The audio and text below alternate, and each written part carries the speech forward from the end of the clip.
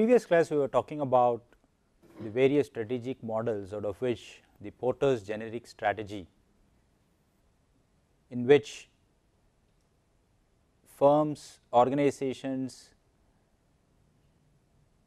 according to Michael Porter, need to take three strategic viewpoints, either to be a cost leader or capable of differentiating or remaining very focused. And we saw what cost leadership was all about. And the next of Porter's generic strategies is on differentiation. So, if you look at this grid, it is about the uniqueness with which firms can deliver product or services over a wide market scope. So, in addition to the cost leadership, you can also have firms that take a conscious decision of being able to differentiate its products and services that it offers to its customers. And that differentiation is from the ability of the organization to offer a set of unique attributes which not only the organization considers unique, but those attributes need to be valued by customers to be better or completely different from what competition is offering. So, the propensity of organizations to develop a product or a service that is uniquely different from competition or better than what competition is offered, and this uniqueness is from the perspective of a customer, is what makes it is what is key to a differentiation strategy. As a result of which, the value that is added by the uniqueness, it is because that there is an incremental value addition that organizations can increase the price, and that is why you have a premium price for an incremental value. And if the value is not perceived to be unique by customers, there is no point in just having a premium price. That is why firms have to be very cautious of the fact that what they perceive as unique must be equally perceived, if not more, by the customers to be unique. And if there is a high cost in providing this uniqueness, it is the higher price that the firms are able to command because of this uniqueness that will take care of these higher costs that is incurred in offering this unique value. And on the other hand, because of the uniqueness, if the suppliers increase prices, then it is relatively easy for firms to pass this to the customers, because it is very difficult to find substitute products, especially when your product or service is delivering something that is very unique and it is a value proposition that is not easily available from a substitute product or service. So, we must understand that the fundamental to a firm that decides to choose differentiation as a strategic option, that it has to provide a set of unique attributes, whether it is a product or a service that it is offering, and this uniqueness must be perceived to be really value add by the customer. And the advantage of that, as I said before, it provides the firm the opportunity to premium price its product. And secondly, in the absence of an immediately available substitute, it can easily transfer increases in prices to the customers. And many firms will have different internal resources that provides the strengths to differentiate, and these could come from the presence of scientific research within an organization that can provide this value proposition, or a very highly skilled and creative product development team that can come out with a product with some unique set of features, or a skilled team that can deliver a unique set of services, or a very strong sales team which can forcefully and successfully communicate the perceived uniqueness of the product or service, or a combination of all of this, and also a reputation that a firm carries for its quality and innovation, that anything from such a firm is already perceived to be unique, to be differentiated. So, these are all the various internal combination of factors that can strengthen the firm's decision to differentiate, the firm's decision to choose differentiation as its strategic option.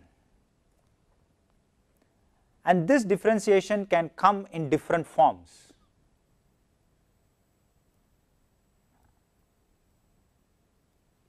To begin with, from the product differentiation itself, examples you could see in this electric utility vehicle Reva, the product differentiation is clear and telling, or IBM's, or Hero Honda when it introduced its first 4-stroke motorcycle, or Gillette. So, firms will provide this differentiation that is clearly visible in the product offering itself, or it could also come from the ingredients that it can use. Examples could be the lead-free Nerolac paints, as a result of which it says the differentiation it says is that it does not, the paints are lead free, and the resultant health benefits of inhaling the paint smell does not harm your health. Or Prestige non-sticky pans, result of using special types of ingredients in manufacturing them, or herbal toothpaste, or organic food products. So, these are also ingredient based differentiation. Or I can add more features to the primary product. Aristocrat's wheeled baggage, it was the one that pioneered the concept of having wheels as part of the baggage. Or today you see backpacks with mobile phone holders, with water bottle holders. So, these are all additional features which are provided to the primary product as a source of differentiation. Or differentiation can also come from packaging, and that you see very much in the Tetra Paks or sachets, or today you have ketchup tubes as against the conventional bottles in which ketchup comes, or the cockroach, the hits, sleaze nozzles that provides access to places that are otherwise difficult to reach. Or differentiation can also come from the design capabilities. That explains why Apple is very strong. It is able to provide a differentiation because of its capability to come out with new designs in its product offerings. Or 3M, or the electronic ignition scooters, the press start scooters, because of the design that comes from the electronic ignition, has made the TVS Scooty or the Kinetic Honda very popular. Or differentiation from the positioning itself. The 30-minute pizza order, you get your pizza in 30 minutes, or your 2-minute noodles, that was Maggie's differentiation strategy, and noodles within 2 minutes.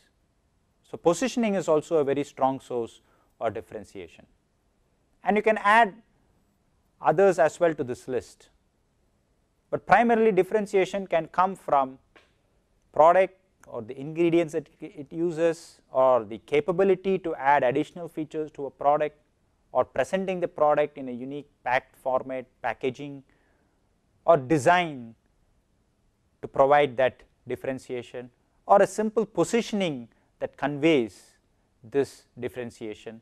So, these are things that provides the uniqueness to the product or a service. Just as it can provide uniqueness, there might, and that is the strength, there are also limitations for differentiation. It can be imitated by competitors, or the customer's taste will change altogether, making the value proposition which was so relevant at one point of time becoming irrelevant at a later point of time. And also that there might be firms that pursue focus strategies which may end up even achieving greater differentiation in their market segments, about which I will be talking later. But there are limitations to a differentiation strategy. But the fact is, if firms are able to differentiate the product or service, then it is able to optimally use its resources, just as resources for firms using cost leadership strategy ensure that cost is reduced at different parts in the value chain. Differentiation strategy ensures that the resources that are used by the firm are used in such a way that it adds value which is perceived to be unique by the customers. And these are all the examples that just drives the point, a simple point, that differentiation can be a very powerful source for competitive advantage. The third and the last important strategic option in Porter's generic strategies is about focus. And the very name focus means that it has to be narrowed down, which means we need to concentrate on a narrow segment from a scope perspective. The target scope cannot be as broad and as wide as companies embarking on cost leadership and differentiation have, but necessarily has to be in a narrow segment. Because the reasonable assumption is it is difficult to remain focused when the market segment is very broad. And having chosen to remain focused, you can either achieve cost competitiveness in the narrow segment or differentiation in the narrow segment. Now, why is that there is a need to remain focused? At times there will be smaller groups of customers whose needs can be served better if the resources of a firm are focused only towards that narrow group. And in the process you can build a competitive advantage. And this narrow group of customers may also be a premium group of customers, which means you can price your products higher, niche customers. So, what is the benefit of this focus strategy? You satisfy a niche market, and since you are satisfying that either through low cost or differentiation, there is a high degree of customer loyalty, and also discourages other firms from competing directly into this niche market. And assume that you are a firm that has chosen the focus strategy and pursue a differentiation focus strategy. So, you have the benefit of differentiation as well, which means that you will be able to pass higher costs to customers. Since you are in the niche segment, close substitutes do not exist. And the fact that you are serving a narrow market will also have the other effect of having less bargaining power with the suppliers, because the requirement itself is narrow. But nevertheless, firms that are able to successfully have a focus strategy in place will be able to provide a range of product or services to a relatively narrow market segment, not as broad as cost leadership or differentiation strategies would have. But then the biggest advantage is that they know the niche market so well. That is an inherent competitive advantage, which builds a high degree of customer loyalty, which is an inherent entry barrier that discourages other firms from competing directly, trying to get market share from this niche narrow market. So, what makes markets attractive for focus strategy? One, since it is narrow, we must ensure that the size of the segment is big enough to be profitable. So, narrow, I mean, just because it is small, at times it might even become a loss making proposition. If it is small and it is profitable, it makes it attractive, because every firm would be interested in making more profit with a small market segment. And the fact that it is small also makes it of secondary importance to big rivals. For example, the Southwest Airlines example, low cost, the model of operation is entirely different, point to point, small size of segment, that is frequent traveling, and this makes this customer less important to big rivals. For example, you take a British Airways or a Lufthansa. So, the size of the segment should be small enough to be of secondary interest to large rivals. Added, if it has a good growth potential, that makes focus markets very attractive. And that it is a niche means that it is less vulnerable to substitutes. And as I said before, such markets are not crucial to the success of major competitors.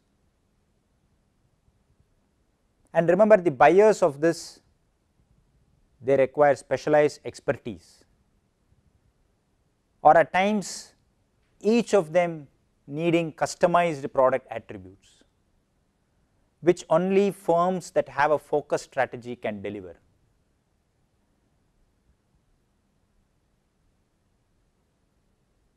And it also makes it very attractive, because there is no other rival that is concentrating on this segment, because this is narrow. So, it is the propensity of a firm, the capabilities of a firm to identify a market that is characterized by all of these, and still is able to have a substantive customer base big enough to be profitable,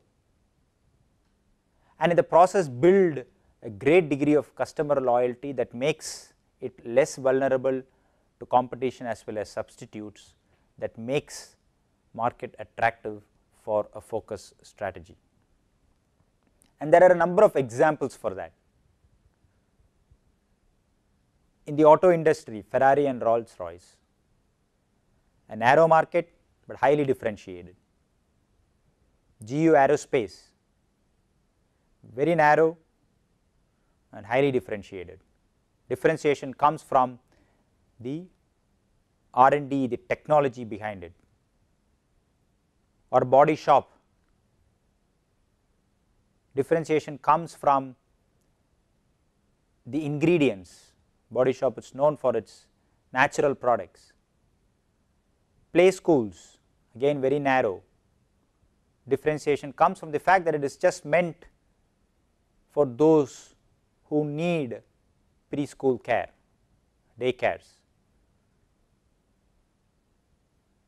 Service apartments, again a very narrow market, low cost solution. It is a good bridge between the 5-star hotels or permanent houses. So, this is again an example of focus strategy with low cost option. Call taxis in airports, again a very narrow, catering only to the flying customers, a low cost solution. Or the dollar stores, the $1 store, or till recently the Subiksha. Here is a slight deviation, but still I would categorize this as a focus strategy. It is a little broad and cost based, but focus towards, and especially towards a different set of customers.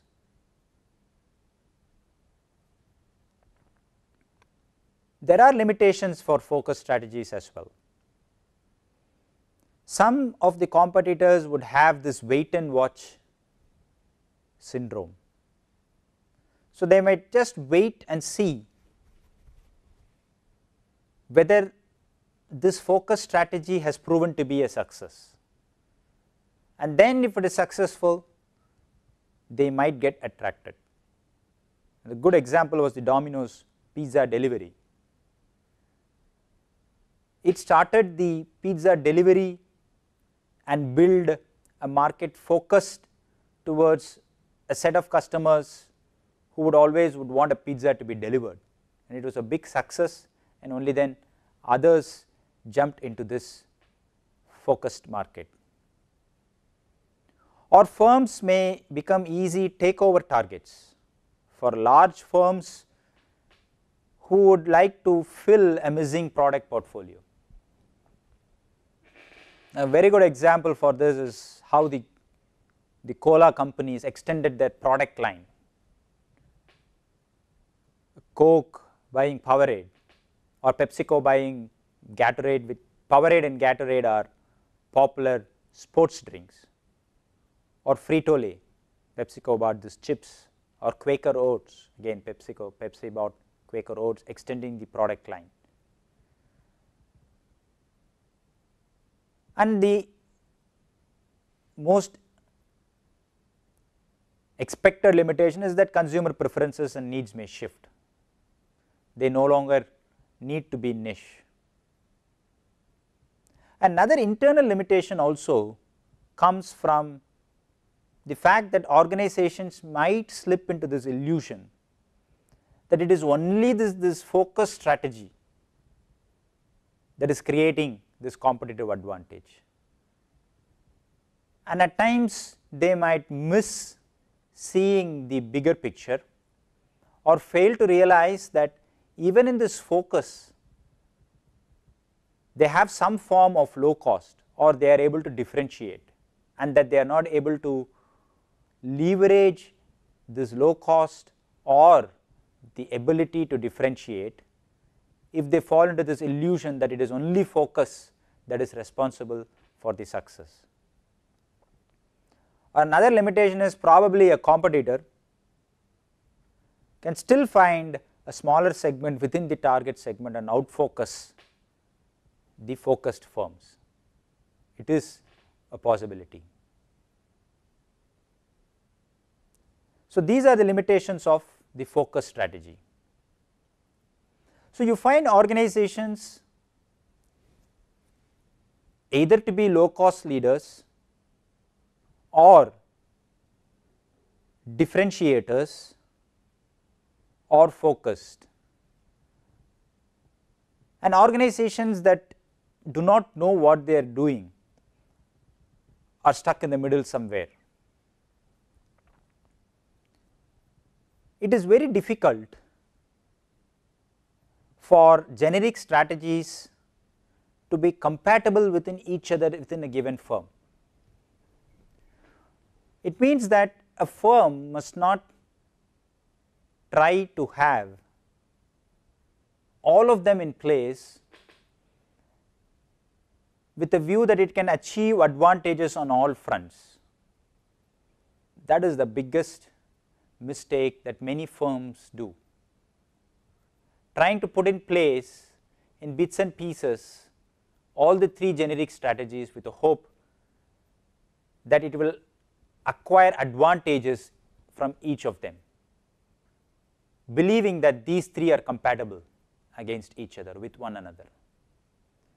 And at the end of the day, they realize that they have not got any advantages because of this amalgam of these three generic strategies.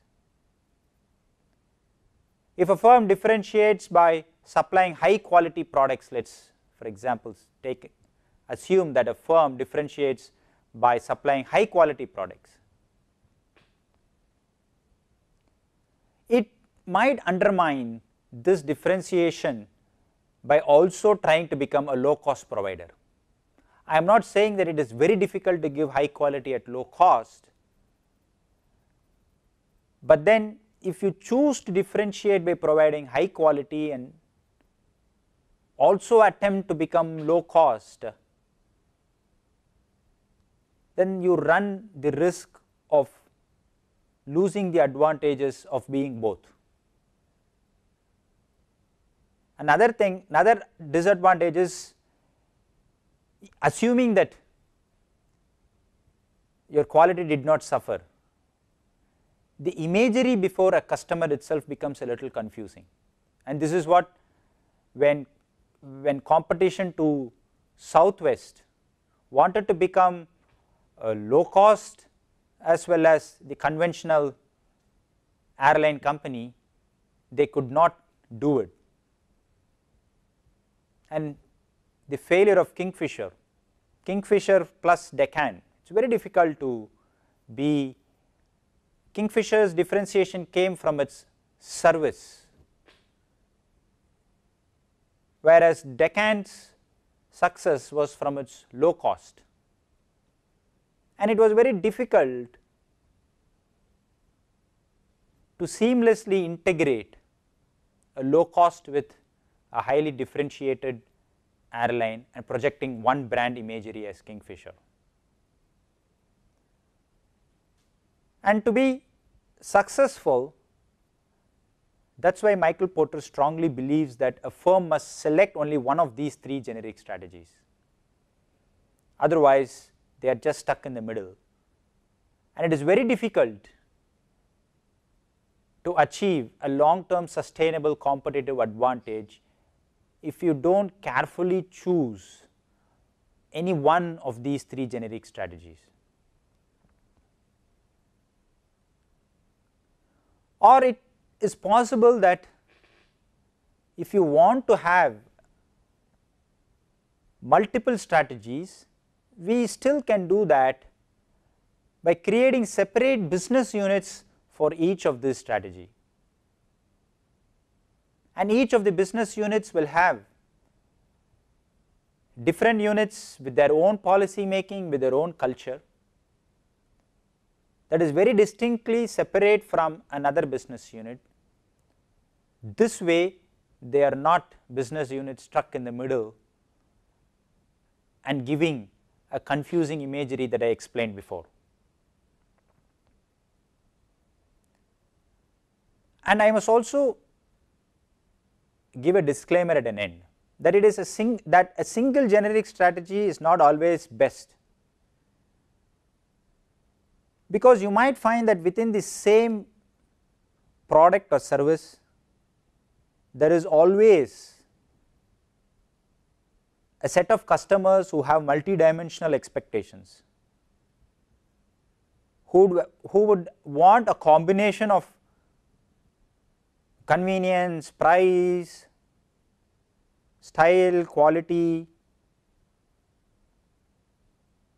and this multidimensional expectation or the satisfaction of a customer makes a case strong that it is just not enough if you have a single strategy in place.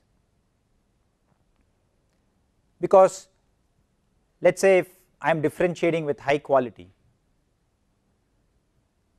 and I am faithfully following this differentiation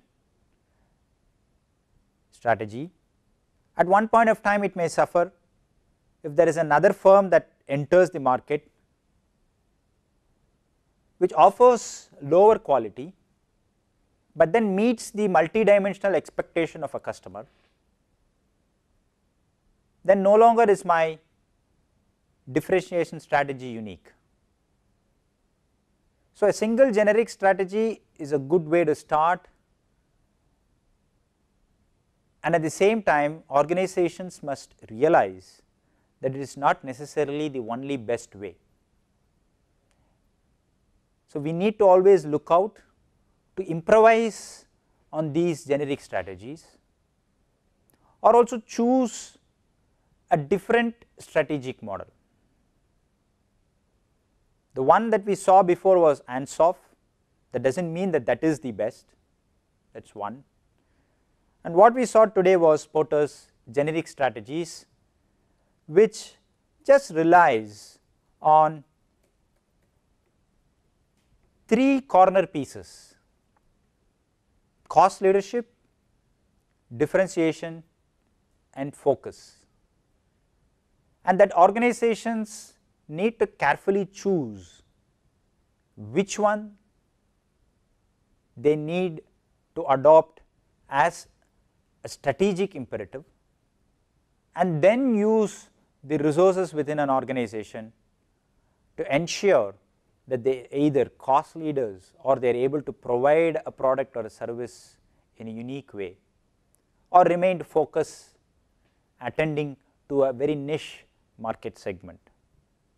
But never a combination of all of this that only puts an organization completely lost in the middle, not knowing what type of an organization it is, whether it is a cost leader or a differentiator or a focused one. And it is possible that these generic strategies, if we compare it with the 5 forces, might also give some internal strengths viewed from a 5 forces perspective that makes the industry also attractive. For example, a cost leadership provides the ability for the firm to cut price, and this deters potential new entrants. So, from an entry barrier perspective from 5 forces model, the ability to cut price deters potential entrants if I am a cost leader. If I am a differentiator, customer loyalty can also discourage potential entrants. And similarly, if my strategy is to focus, it develops a set of core competencies that is acting as an entry barrier, because these competencies cannot be easily delivered by competition. And from buyer power, ability to offer low prices to powerful buyers because I am a cost leader provides an inherent strength. If I am a differentiator, large buyers have less power to negotiate because of very few close alternatives. This again is good news for the firm. And similarly, if I am focusing, likewise large buyers will have less bargaining power because of the absence of substitutes, since I am in this niche segment already. And cost leadership insulates the firm from powerful suppliers. And if I am a differentiator, I can just pass on price increase from suppliers to the customers. If I am a focused firm, I might have limitations because suppliers have more bargaining power because I am a low volume purchaser. But if I am a differentiated focused firm, then I will be able to pass on any increases in price to the customer. From a threat of substitutes point of view, a cost leader can use low price to defend against substitutes, but again it is not long term sustainable. But if I am a differentiator, since I am perceiving this product or service to deliver differentiating attributes, threat from substitute is lowered. And if I am focused, since I am already concentrating on a niche market segment, specialized products which requires core competencies to deliver the product and service, is a natural insulation against any threat from substitutes. And as a cost leader, I can take on competition because I am able to better price my product as a cost leader. As a differentiator, I will fully rely on customer loyalty to keep customers from rivals. And similarly, as a firm that is very focused, rivals cannot meet a differentiated focused firm because the customer needs of a focused firm that differentiates as well as a focused firm that is a cost leader. It is difficult for rivals to reach to those customers. But that does not mean that all of the 5 forces are favorably placed. It only points to the fact that at this point of time, for a cost leader or a differentiator or a firm that is focused, a majority of the 5 factors of the 5 forces favor a cost leader or a differentiator or a firm that is focused. But organizations need to be mindful of the fact that each of them have their limitations, which over a period of time will also alter the structural attractiveness of the industry as measured using these 5 forces. This snapshot just gives an initial map fit between each of the 5 forces and the firm as a cost leader, differentiator or a focused firm. So, generic strategies of Michael Porter comprises 3 options that are available for organizations, and they have to choose, and it is better that they choose only one of those, either be a cost leader or be a differentiator or be a focused product or service provider. And by being any one of these, you would have to make sure that the resources within the firm are utilized to achieve the very purpose of being any one of these. And it is extremely difficult for organizations to choose more than one of these generic strategies and still remain successful, because a combination of 2 or all the 3 has always worked counterproductive to the strategic objective of an organization. Very rarely have we seen examples of organizations being a differentiator as well as a low cost provider. It is this clarity that organizations need to have that is very important. So, from the strategic options point of view, we saw the Ansoff product market grid and we saw the generic strategies grid. There are 2 other strategic options that are available. which will be the core competency as a strategic option, core competency as developed by C.K. Prahalad and Gary Hamel. And the fourth, as I said before, is the blue ocean strategy.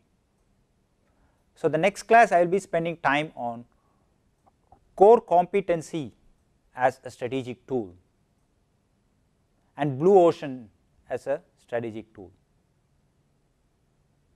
And before we close this session, I would also encourage you to just watch a small video to understand, with some examples, to understand the thought process behind Michael Porter's 3 generic strategies. Thank you very much.